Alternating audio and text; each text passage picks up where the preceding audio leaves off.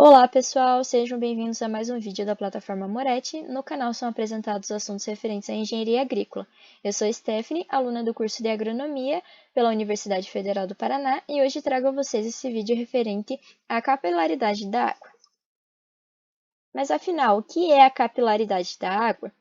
De forma muito simples, podemos dizer que a capilaridade é a propriedade de um fluido de subir ou descer por tubos muito finos.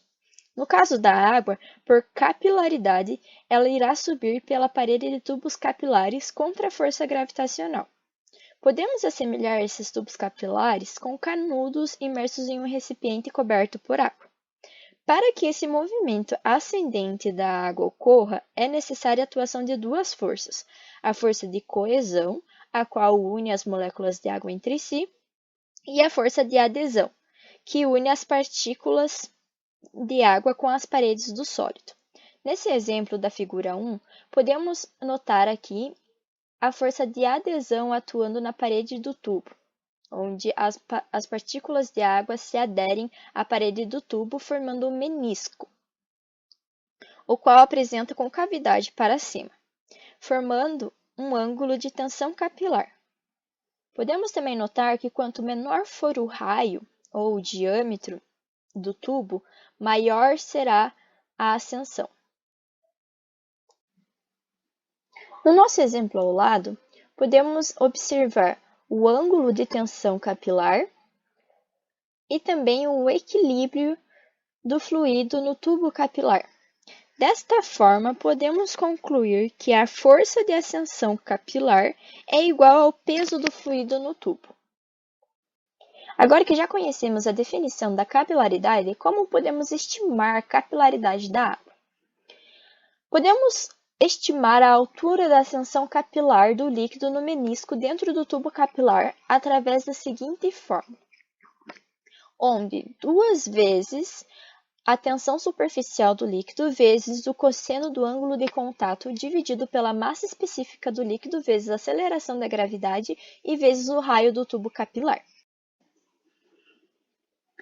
Temos aqui um exemplo bem didático. Então, um capilar de raio 0,1 mm é inserido em uma superfície plana de água.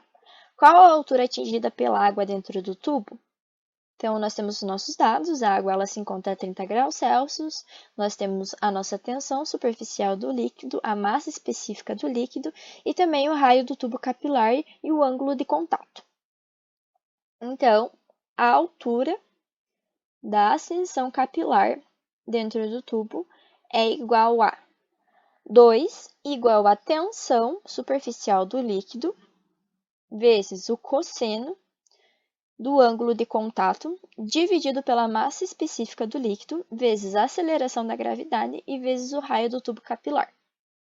Com os nossos dados, nós obtemos 0,14 metros ou então 14,4 centímetros.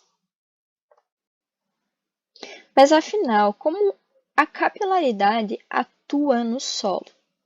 Podemos ver o solo como um emaranhado de capilares de diferentes formas, diâmetros e arranjos, e isso varia de acordo com a granulometria do solo.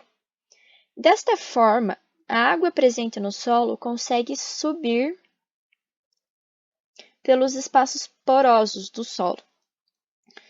De maneira geral, os solos com granulometria mais fina, como argilas e silt, a ascensão capilar tem valores maiores, pois os tubos capilares são menores, quando comparados aos solos arenosos, onde tem mais macroporos e, consequentemente, os tubos capilares têm um maior raio.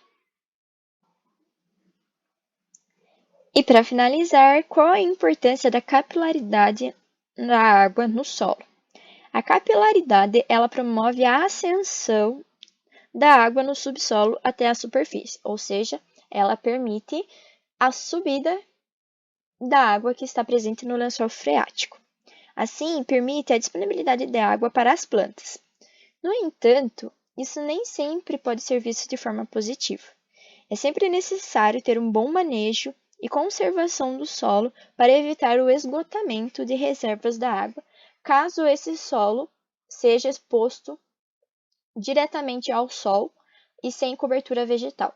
Então, é muito importante a gente manter a conservação do solo, assim garantindo o ambiente em equilíbrio.